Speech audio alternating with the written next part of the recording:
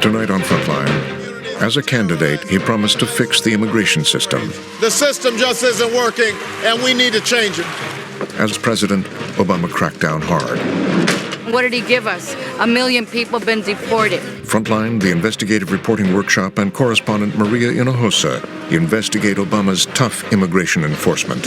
Hasn't the president ended up enacting the Republican agenda? What the president is doing is enforcing the law of the land. Examining his promise to deport hardened criminals. 1,000 murderers, 6,000 sex offenders, 45,000 serious drug violators. While critics say the program has swept up thousands of immigrants with no criminal record. A mother who had a broken taillight being separated, maybe forever, from her children. They don't understand how their mother could have been thrown out of the country. And investigating conditions in the vast network of immigrant detention centers. Women harassed for sexual favors. Guards taking detainees and beating them, running them down like they were animals. Tonight, how the politics of immigration are lost in detention.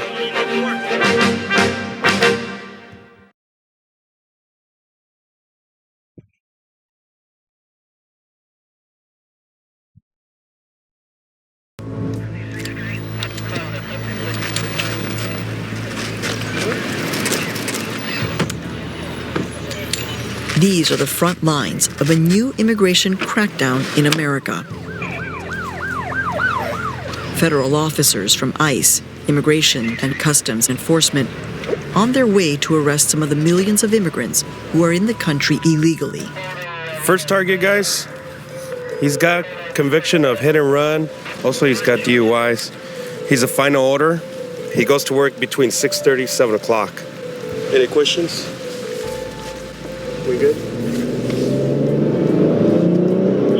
These so-called fugitive operations are part of an immigration enforcement offensive. We're pretty sure the guy's going to be here. That has reached historic levels under the Obama administration. The team's been doing surveillance on this house for the last few days.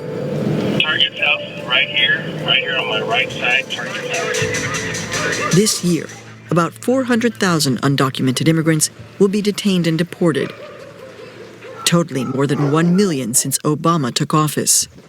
We have a job to do. We enforce immigration law and we seek to remove people that are here illegally from the country in terms of protecting the public and also in terms of border security. We're setting records with our enforcement results. In terms of apprehending people, putting them in a detention system, and then removing them from the country, the scale has gone way up. Under Obama, the numbers are significantly higher than they were under Bush. So Obama has juiced up the Bush policies. We have strengthened border security beyond what many believed was possible. Earlier this year, the president came to the border in El Paso We now have more boots on the ground to defend his tough enforcement policies, and we are deporting those who are here illegally, while at the same time pushing for comprehensive immigration reform. Now we need to come together around reform that reflects our values as a nation of laws and a nation of immigrants. The administration has believed since it was sworn in that in order to make the political ground fertile for a comprehensive immigration reform bill, that enforcement had to come first. But there is no chance of comprehensive immigration reform in the current political environment. There's no support on the Republican side. Washington has been unable to enact new immigration legislation for like 20 years. And it's in this vacuum that enforcement all of a sudden has become this kind of talisman, that you have to prove the government is in control. In the absence of reform, we're left with essentially enforcement on steroids. But that's all we're left with. That is our immigration policy.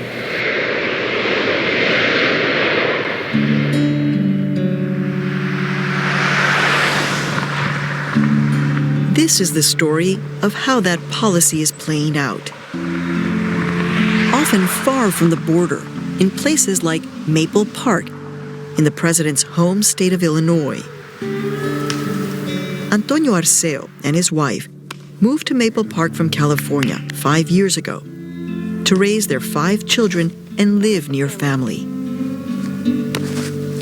Then, last February, Antonio told me he received a call that changed everything. I was working, and about 4 o'clock, I received a call from my wife's own cell phone. But a man was speaking. He asked in English if I knew Roxana Garcia, who's my wife. I said yes. He said, "It's the police, Kane County Sheriff. Your wife has been detained for not carrying a license. Can you come pick up your kid?"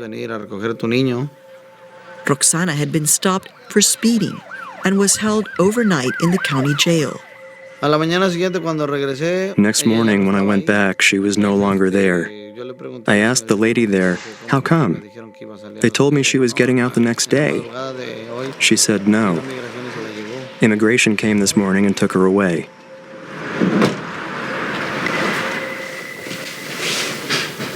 Antonio had no idea what the government had done with his wife.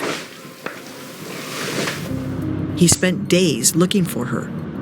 I went around to all the jails where she could possibly have been held, and nobody would give me information. So at that point, I was desperate, because we didn't know what had happened. What he didn't know is that Roxana had been taken 6 hours away to southern Illinois, swept up by the administration's widening net of enforcement. Roxana was being held in detention. At the center of this story is a federal program called Secure Communities, in which ICE has extended its reach by enlisting the help of local law enforcement to better identify illegal immigrants who have committed crimes. The Sheriff's Department here in Lake County, Illinois, north of Chicago, joined Secure Communities in 2010. The sheriff is Mark Curran. I think in law enforcement, especially since 9/11, it has been impressed upon us that you need to work as a team when you have local, state, and federal law enforcement all sharing information, all working together, all contributing to each other's task forces. That's when we work best. An elected Republican and former prosecutor, Hi, folks. Curran says he came to realize that about 20% of those locked up in his jail were undocumented immigrants. They're everywhere. Probably every fifth one of the people that's in here, in all likelihood, is undocumented. He decided the government wasn't being tough enough. As a result, I thought, let's close down these borders. Let's start deporting these people as fast as we can, and let's return the rule of law to its place. Secure Communities seemed like the right tool. The goal is to identify people, aliens, who are removable from the United States based on their criminal background, while they're still within the premise of the criminal justice system, not giving the opportunity to be released on the street and commit other crimes. This system is designed where a person will be arrested, booked into a jail or a prison, and just by the submission of those fingerprints, instantly sent off. Not only would all of the criminal justice systems be checked, the immigration databases would also be checked at the same time. So within seconds, literally seconds, you would have the immigration vetting almost complete by identifying that person. Do we know why he was arrested? It appears that he got charged with leaving the scene of accident that resulted in injury and or death. It is a felony.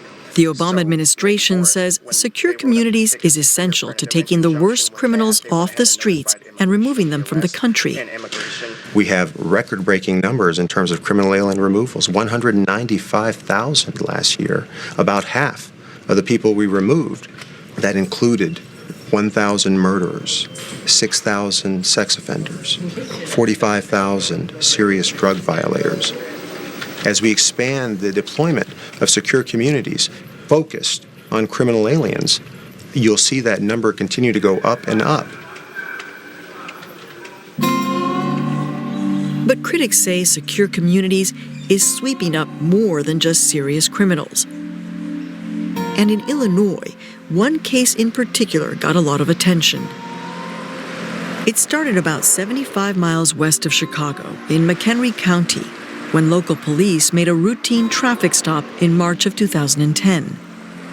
The driver had changed lanes without signaling. All of a sudden, I saw the lights on the police car turn on. That's when the policeman stopped me. I didn't even know why until later on. He asked me for my driver's license and car insurance. I didn't have a license. He said I was going to be arrested, to call someone to pick up my truck and little girl. He simply put me in the car and took me to jail. What did you understand that you were being arrested for? Because I didn't have a license. When Susana Ramirez was booked into custody, her fingerprints were sent to ICE under the Secure Communities program. ICE quickly put a hold on her. She was in the country illegally.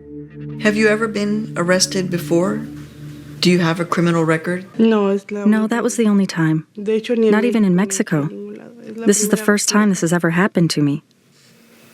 A single mom with 2 daughters, both American citizens, Ramirez says she fled the violence of Mexico's drug wars after being threatened with kidnapping in her hometown of Durango.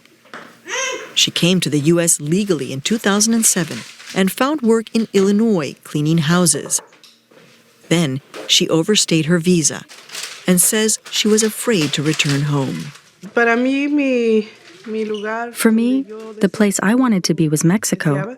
But I had to emigrate because of the circumstances. For fear. Because of fear, exactly.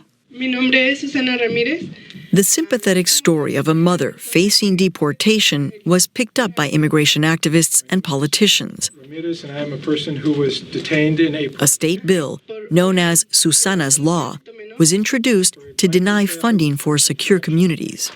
The federal government should stop deporting the parents of American citizen children who have never, like this wonderful woman, who have never committed any serious violation of the law.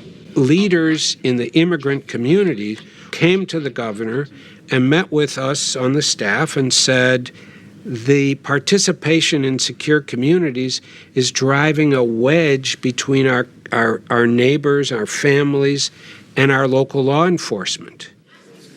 Jerry Sturmer is a top advisor to the Democratic governor of Illinois, Pat Quinn, a close Obama ally. Sturmer says the administration had sold secure communities to Illinois as a program targeting the worst of the worst. We're talking about murderers and rapists and arsonists and the most serious, and that was very clear. That's what we heard about, and that's what we understood was going on.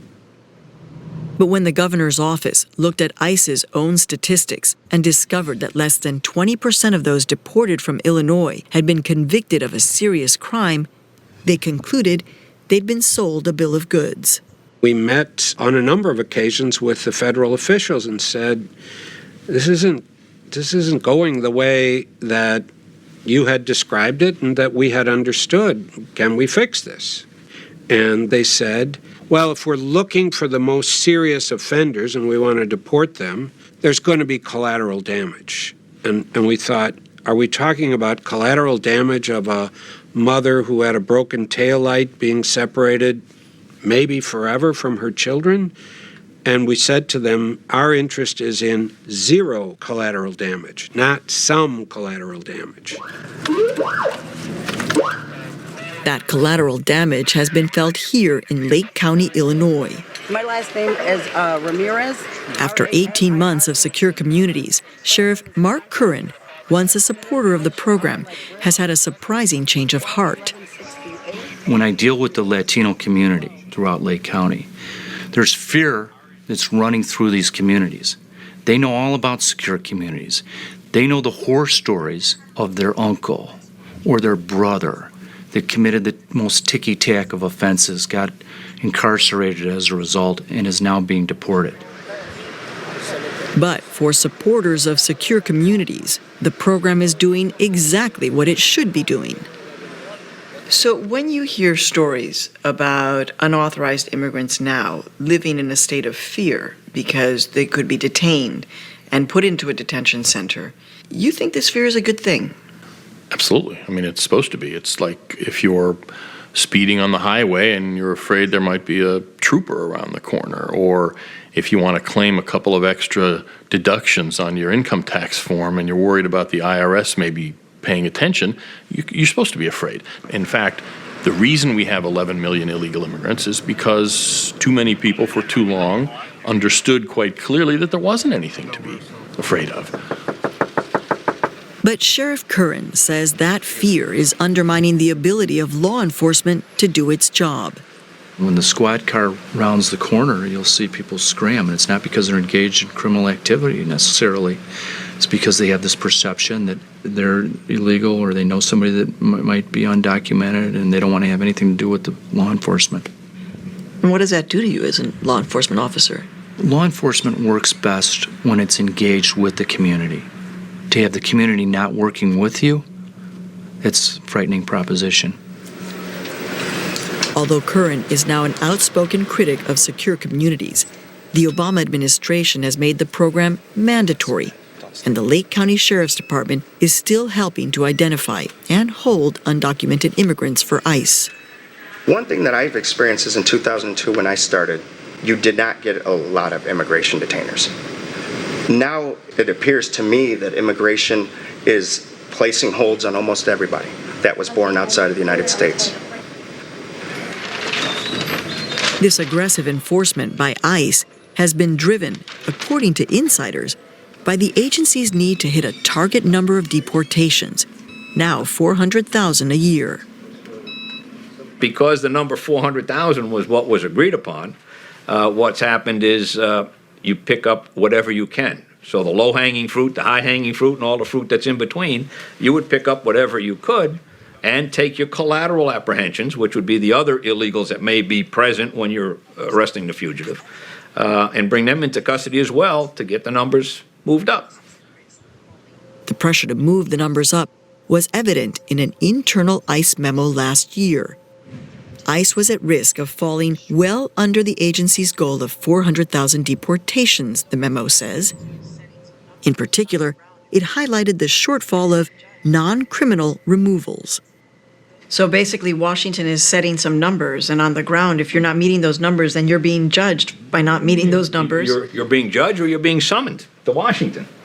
You know, you'll get this, be in my office tomorrow morning, so kind of a thing. While ICE tries to hit its numbers, the results show up in the Miami courtroom of immigration judge Denise Slavin. We're seeing more and more people who are just having some sort of contact with the law enforcement community, where the individuals who are being picked up were not the target of the law enforcement operation at all. They were a witness to a crime, a victim of crime that could happen because they had a flat tire on the side of the road and the state police stopped. So I think that they're going after people if they're handed to them, probably is the best way to put it. That if the state police or local police run across someone who is unauthorized and call the Department of ICE, they're not going to say, no, we're not going to take that person. They're going to come and pick them up and put them in detention. That happens more now than it used to. At the White House, President Obama's top advisor on immigration is Cecilia Munoz. Even the supporters of the president, the Illinois governor, have said secure communities is doing more damage. And in fact, there's collateral damage of mothers being separated from their children, of fathers being separated from their children. Right. Is this collateral damage that this administration is prepared to accept? Well, as a result of the concerns raised by the governor of Illinois, the governor of Massachusetts, and others, DHS made adjustments in how it's implementing the policy. So the feedback from the community has been important in shaping DHS's work. But at the end of the day, when you have a community of 10 million, 11 million people living and working in the United States illegally, some of these things are going to happen, even if the law is executed with perfection. There will be parents separated from their children. We don't have to like it, but it is a result of having a broken system of laws. And the answer to that problem is reforming the law.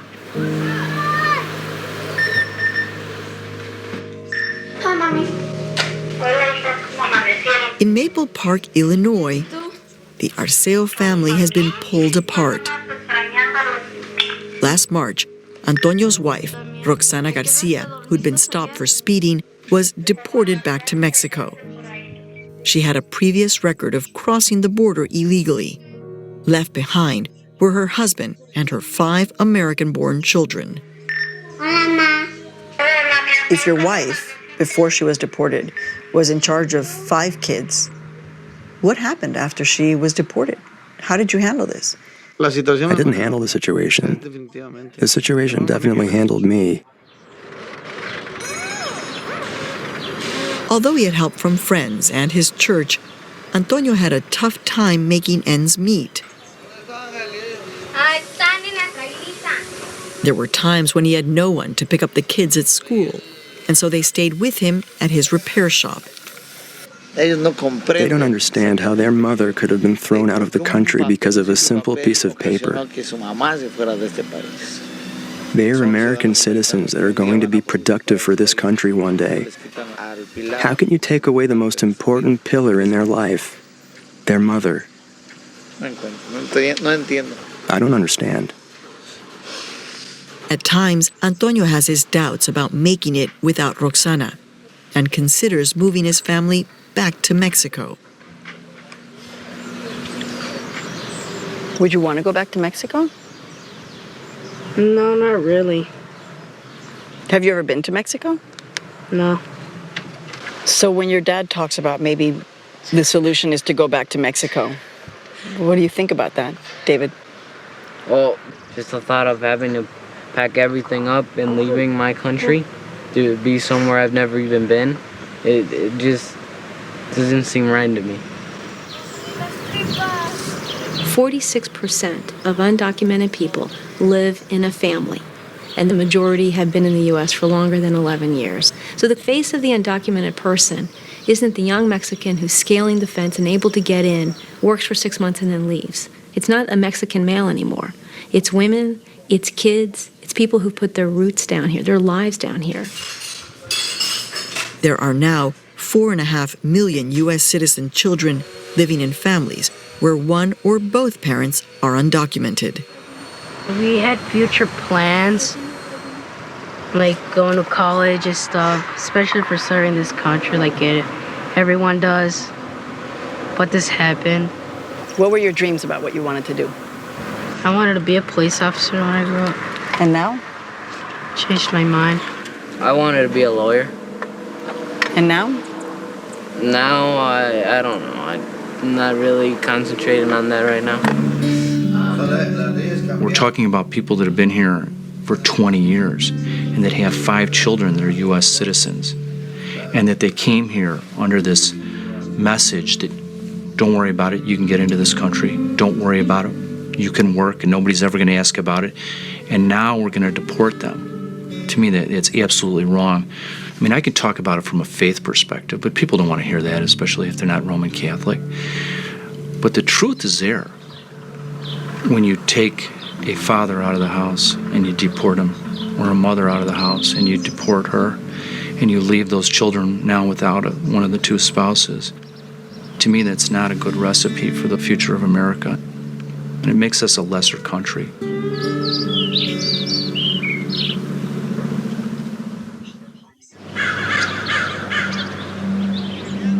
At the heart of the Get Tough immigration policy is a vast network of 250 detention centers, from county jails to large centers run by private prison companies, where immigrants facing deportation are held until they can be removed from the country. In the past decade, 3 million immigrants have been detained in the system. This woman, a Canadian citizen, was one of them. I went to Florida in 1994, and when I went there, I liked it, and I inquired about business. And she agreed to speak only if we disguised her identity. We'll call her Mary. Her detention began when local police in Florida pulled her over in a routine traffic stop. So I showed my license and my registration and whatever, and everything was fine. But then he came back and he said, "There's a warrant out for you." I said, "A warrant? Like, I didn't do anything. I don't have no outstanding tickets." But the warrant said Mary had bounced a $230 check 10 years earlier. I wrote a check to Walmart, but then I moved down to Fort Lauderdale and I closed my account. It was soon discovered that Mary had been living in the U.S. for 15 years without a visa. She was quickly detained by ICE and then sent 1,000 miles away to the southern tip of Texas, to the Whistleblower Detention Center. When she first arrived, Mary was warned about Whistleblower by a fellow detainee. She said, "It's terrible, it's really terrible, and you need to tell them you need to go back to Canada because you don't want to stay in some place like this. This is not for you." Whistleblower had been built quickly in 2006. Designed to hold up to 3,000 detainees, it was run by a private prison contractor and was one of the largest detention centers in the country. What's stunning about it is the sheer size of it. It looks like an airfield with these Kevlar white domed tents. And you walk in and there's razor wire all around it. And in each one of them, they're holding 200 people with very limited space and movement, where they're basically warehoused in order to effectuate their removal. Mark Fleming was part of a special Human Rights Commission for the Organization of American States that inspected Whistleblower in 2009. ICE established these facilities mainly to make sure that they show up for their hearing, and if they're ordered removed, to effectuate that removal. It's not supposed to be punitive. And yet, in every way, shape, or form, it was punitive. It was a criminal setting. They wore uniforms as inmates. The officers had very much a criminal justice mentality, and so it's palpable the desperation that detained immigrants feel at this facility because they're not well informed of when they're going to get out. I begged and I begged every day, "What's going on? Please, I want to get out. Just get me out of here." Mary wanted to fight her deportation, but she had a problem. Like the vast majority of detainees, she had no attorney to help her. Unlike in the criminal justice system, immigration detainees don't have a guaranteed right to an attorney. Even if they have strong cases to remain in the U.S., most have to fend for themselves and be their own legal advocates. We hold people, we handcuff them, we detain them. We take away the basic right to liberty. And the right to due process, when the government takes away your basic right to liberty, should be equivalent to that in the criminal context. And that's unfortunately not the case. Immigration matters are not criminal matters. Those are administrative matters. There's no punishment that the Immigration Service metes out. It is simply a question of whether you're supposed to be here or whether you're supposed to be there. That's an administrative matter. And the Supreme Court has said repeatedly for over a century that due process in immigration matters is whatever Congress says it is. Without access to attorneys, critics say detainees are vulnerable in other ways. They're less likely to have legal protection in cases of physical and sexual abuse. Oh my God. During her 3 months at Whistleblower, Mary says she endured repeated sexual assaults by a guard. He kissed me and then I pushed him and then he said, "Well, I love big-breasted women." And then he took his hands and he put it in my pants. He put his hands in your pants. And he said, "Well, do you like that? Does it feel good? Because you're locked up, so you don't know what it feels like." And I pushed him away. And I said, "Please let me go." And then what happened? He said, "If you tell anyone, you wouldn't come out of here alive to see your family. So then who do you go and tell?" Mary says she told a female guard about the attacks. She said to me that if you go to ICE and you complain or you write a report, it's going to be worse for you because they don't want a bad name that these things are going on. Don't complain about the fact that you've been sexually assaulted because it could be worse for you if you complain? Yes. They could retaliate against you? Yes. Our investigation into Willacy found that Mary's treatment wasn't unique. We uncovered many stories of racial, physical, and sexual abuse. When we visited Willacy, ICE would not let us talk with detainees we met along the way. So if you're a detainee, you have to stay Or interview the local ICE officials. But we did speak with dozens of former detainees and staff. I would take account of how many detainees we saw. Tawana Cooks-Allen was the mental health coordinator at Willacy. We would make referrals to our department to see those. She heard a lot of stories of abuse. Men of color were coming to me talking about guards taking them in an area and beating them. Talking to me about guards who were running them down like they were animals and yelling and screaming and calling them names and talking about family members and getting in their faces spitting. This is the first place where I ever went to that it was all right for somebody to say, you nigger monkey, you black nigger monkey, you know? A guard to say that to you? Yeah. And say it in front of a lot of other people too. So you would start to think that, I guess that's all right down here for them to do that. While you were detained at Willacy, did you witness any physical abuse by the guards on the detainees? Well, there was a lot of nights I hear screaming in the hallway, and you hear ploop, ploop, with like sticks and stuff. And then I would run to the door and look, and you would see them have somebody on the ground beating them. You saw this? Yeah, more than once. The guard's favorite thing was to say, let's take him down, using excessive force. Or they will tell you, I'll take you down, I'll take you down. So I've seen them took off, put the radios down, took off their belts, and get into fisticuffs with detainees. You get a call in the middle of the night one night. This former guard says she saw a surveillance video of a vicious beating of a detainee. I basically saw a lieutenant, a sergeant, and two officers beat up on a detainee. To me, it just looked half to death. They knocked off his front teeth, busted nose. He had a black eye. He was bleeding everywhere. What was the reason for the altercation? From my understanding, he talked back. He talked back? Yes. So there wasn't an actual violent assault against the officers. It was a verbal response? Yes, ma'am.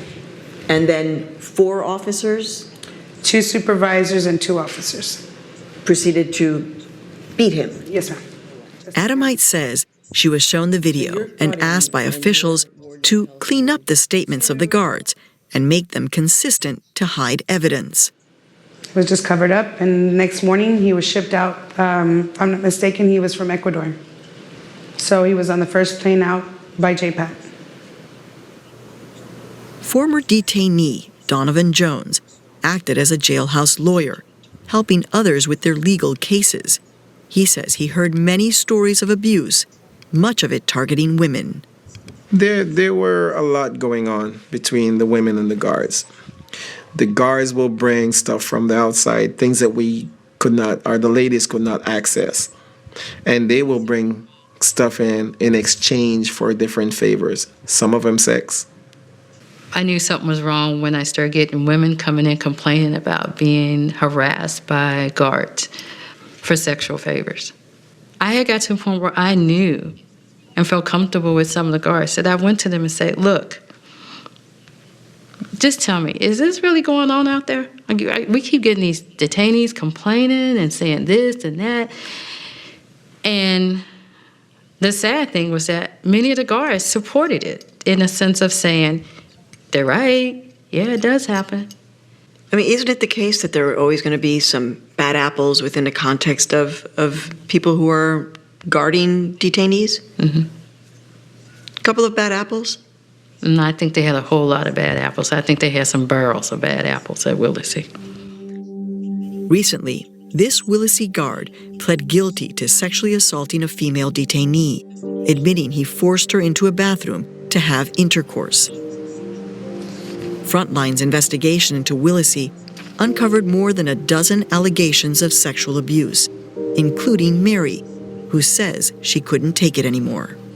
I said, I want to go back home. Please, I want to go back home. Get me out of here. Because if this goes on one more time with me and I don't get out of here, I'm going to kill myself. Desperate to get out of Willacy, Mary asked to be deported back to Canada. She left behind 4 U.S. citizen children in the care of a relative. She says she's been unable to see them for more than 2 years. How do you explain to 7, 8, 9-year-old kids that their mom can't come there? I can't take care of them. How do you tell little kids that? Do they understand? They don't understand. A cache of government documents recently obtained by the ACLU reveals that claims of sexual abuse are widespread throughout the U.S. detention system. The documents detail more than 170 allegations of sexual abuse during the past 4 years. We're only scratching the surface of what we know is a much bigger phenomenon. We know that there are many more cases that don't get investigated, where people do not get held accountable for the abuse or the rape of immigrants. And especially when you're dealing with a vulnerable community, where they don't have access to lawyers, where they're out-of-the-way places. And so you're much less likely to have them step forward and say, wait, I was just raped, I was just abused sexually in a detention center. They just want to get on with it. Let me out of here. Get me out of here. Get me out of this purgatory. And so they'll do anything to get out.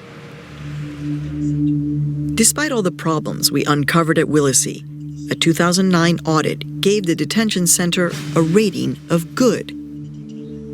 At the same time, the audit also said that 900 grievances had been filed by the detainees. You look at the audit, and the audit is bare bones. It's hard to believe that you can have 900 grievances and no discussion as to what the substance of those grievances were. And so there's no transparency as far as once they do get a complaint like that, what happens.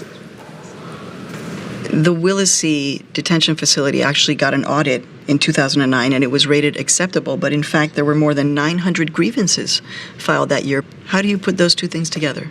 Well, I don't know the specifics of what the grievances may be. I don't know I don't know whether it has to do with the quality of the food or whatever. We put a lot of people through our facilities more broadly. This is a big system.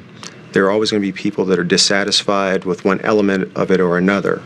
But where it rises to a level, that merits attention and merits a response, and we're aware of it, we do all we can to address it. But that's not the response that Tawana Cooks Allen saw. We had to circle things, we had to write in. And on In 2009, she was asked to survey all detainees at Willacy, part of a broad review of the detention system undertaken by ICE officials in Washington. And all of this information you're getting in writing? Yes. You're documenting? We're documenting. But when she delivered initial findings of the survey, she says local ICE officials began a cover-up. ICE had questions about it. And ICE wanted to know what, as far as you understood? They want to know who said what, period. Who said what, anything that had to do with anything negative. And were they trying to fix the situation? No, not the information I got back from the detainees. I had a detainee who had saw me come down the hall and came in and knocked on my door, and he was upset. He was extremely upset because he said, ICE came over yesterday, pulled me out of the dorm, and basically told me if I complained about anything else again, they would make sure that I didn't stay here and that I was deported. And in that day, I got bombarded with those first 38 people that I had interviewed, and majority of them came in complaining or crying that they had been harassed by ICE. The survey was shut down, and soon after, Cooks Allen resigned her position at Willacy. You have a decision to make. And your decision is either you stay there and continue and see the unethical behavior that's being played out there, or you choose to walk away. This summer, the government made changes at Willacy. The facility was transferred from ICE to the Bureau of Prisons. It's still run by the private contractor, but it's now a prison for repeat offenders caught crossing the border illegally. Meanwhile, ICE says it's making major reforms to the detention system and says they plan to build 6 new centers that will house detainees in less prison-like conditions. We're trying to do the best we can to move the system in a way that treats our detainees in a respectful way. There are areas that we need to improve on. There are places that we need to continue to work towards making them better. But we're committed to doing that. It's an ongoing process, and it's something that we're going to continue. But critics say the vast network of 250 detention centers, the fastest growing incarceration system in the country, will not be easy to reform. It's clear that when you create a detention facility that's out of the public spotlight, that's in out-of-the-way places, where lawyers don't have access to individuals who are detained there, where you have very little public scrutiny, that are privately run by government contractors, that without that public scrutiny of what goes on behind those barbed wires and those closed doors, you have the potential for enormous violations of basic rights.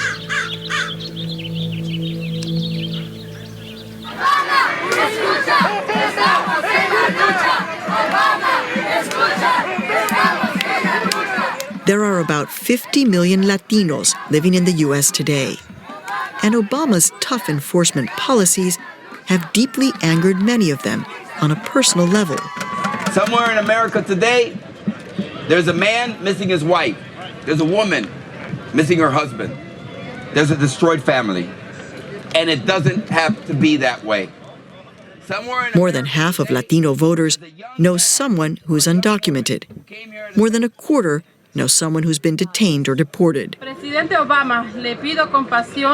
This enforcement policy and the deportation's largely invisible to most voters, I'd say.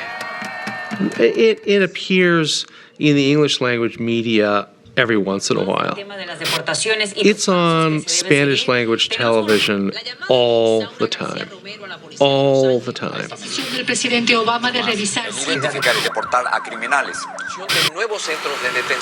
And I promise you, the sense of human cost that's resulted from this enforcement effort is very real to Latino voters. He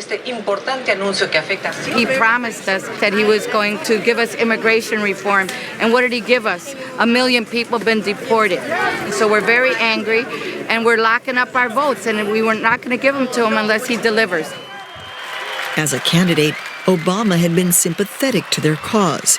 When communities are terrorized by ICE immigration raids, when nursing mothers are torn from their babies, when children come home from school to find their parents missing, when people are detained without access to legal counsel, when all that's happening, the system just isn't working, and we need to change it. His strategy for change wasn't really different from previous presidents. It was George W. Bush's blueprint: tough border enforcement and deportations, together with a path to citizenship for millions of illegal immigrants already in the country. My administration is fully behind an effort to achieve comprehensive immigration reform. So there's nothing new about the ideas that Obama was proposing. He was basically came into office saying, I'm going to take something that exists, we're going to put it on the agenda, we're going to get it enacted. And not put it off till a year, 2 years, 3 years, 5 years from now, but to start working on this thing right now. But the president's agenda was immediately overrun by more urgent priorities. Tonight, breaking news: Federal Reserve and Central. Turned out nothing happened because the first year of the administration was spent with the economic crisis. Markets fell around the globe today. Then we got into healthcare reform, and then came the 2010 elections. Candidates who slammed President Obama. And we're not going to be able to get anything like this measure through. Still a very serious situation. The president said that he was going to support immigration reform in a big way in his first year, and that didn't happen. Well, he did support immigration reform in a big way in his first year. The reform didn't happen, though. The reform didn't happen because it requires action on the part of the Congress of the United States, which did not take it up. But he's going to keep at it until we find the partners we need in the Congress to get this job done. But finding partners for reform has proved impossible. No reform until you secure the border. Republican leaders like Judiciary Chairman Lamar Smith are pressing for even tougher enforcement. Unfortunately, the Obama administration is not really enforcing the law. Anyone in the country illegally that is apprehended or detained ought to be sent home, not just the ones who have committed the most serious crimes. So just to be clear, Chairman, you believe that anyone who is in this country without papers, regardless of whether they've committed any other crime, should at some point be targeted and processed for deportation. Unless Congress is going to change the law and say grant amnesty to millions of people, the law should be enforced. And if you're in the country illegally, if you're apprehended, I think you ought to go home. Voters fed up with illegal immigration are demanding action. Enforce the law. The possibilities of comprehensive reform have dropped so drastically. I mean, no one thinks that it's likely to come anywhere close to getting enacted with the current configuration in Washington. So talking about it becomes kind of a meaningless exercise. In the meantime, however, he's continued the trajectory of aggressive enforcement. The president seems to have calculated that tougher enforcement might convince conservatives to support comprehensive immigration reform.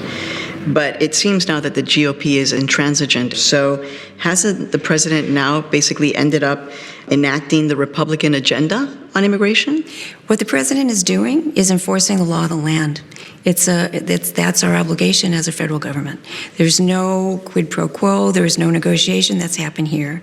Congress passes a series of laws, appropriates the funds to enforce those laws, and the executive branch's job is to enforce them.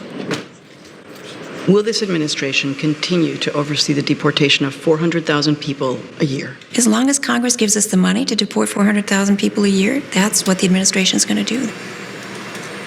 That figure of 400,000 a year is a target number, a goal. It's set by ICE, Immigration and Customs Enforcement, based on the agency's annual appropriation from Congress. Once you tell Congress a number, they're fixated on that number. So if you were to say 400,000, well, that's etched in their mind. They're going to give you the resources to get to 400,000. But you never go back to Congress and say, oh, by the way, we weren't able to meet our goals, and then expect the next year is going to be as resourced up, if you will, as the previous year. So in essence, in terms of ICE, you want to keep your detentions as high as you possibly can because that's going to impact your budget for the next year. Absolutely. For the next 2 or 3 years. For the next 2 or 3 years. Right, because you're always working 2 or 3 years out.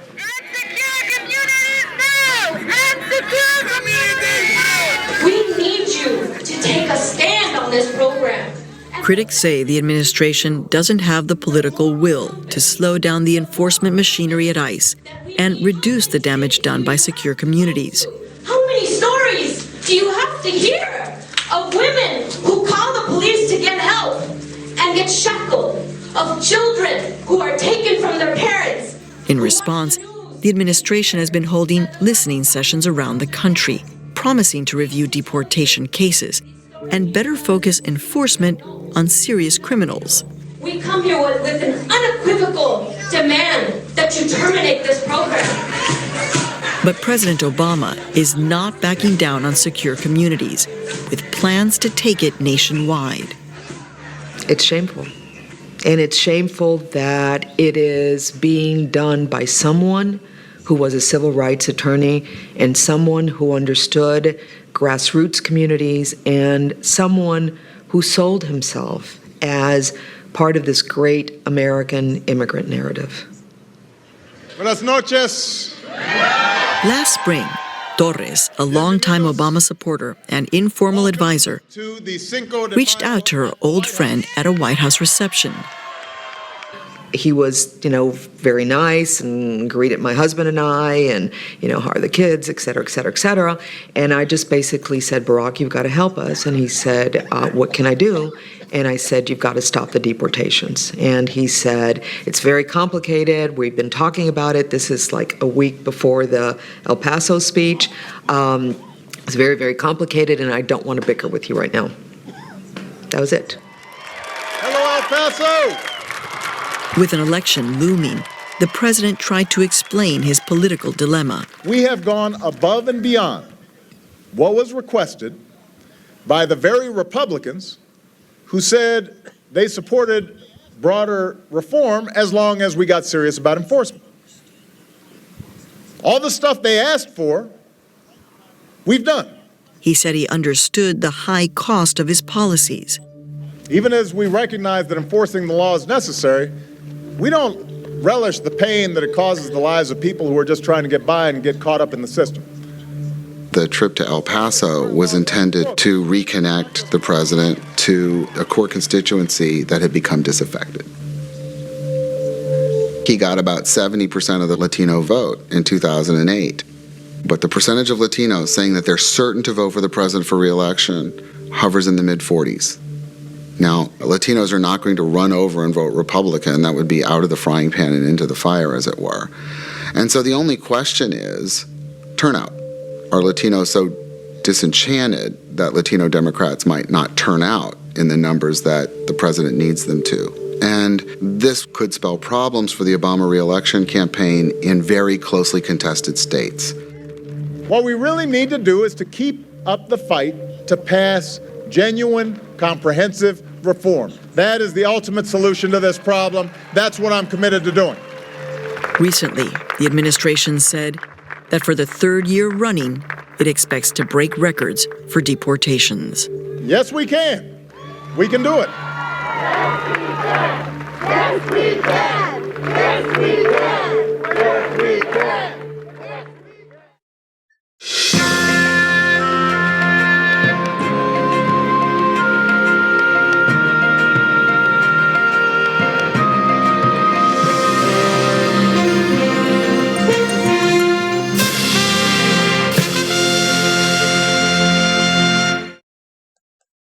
Iranian here, with a message for every single American who voted for President Trump. From the bottom of my heart, thank you. God bless President Trump, God bless the U.S. military, and God bless America.